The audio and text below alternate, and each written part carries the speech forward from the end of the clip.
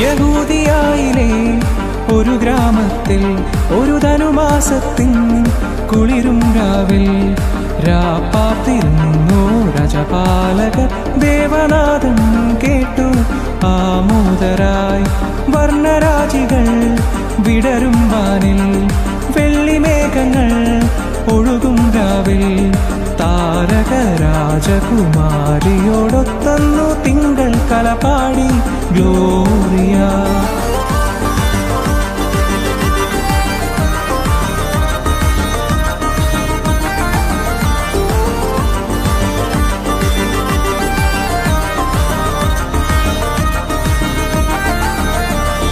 താരകം തന്നെ നോക്കി ആട്ടിടയർ നടന്നു. തേജസ് മുന്നിൽ കണ്ടു, അവർ ബത്ലഹേം തന്നിൽ വന്നു. തേജസ് മുന്നിൽ കണ്ടു, അവർ ബത്ലഹേം തന്നിൽ വന്നു. രാജാതിരാ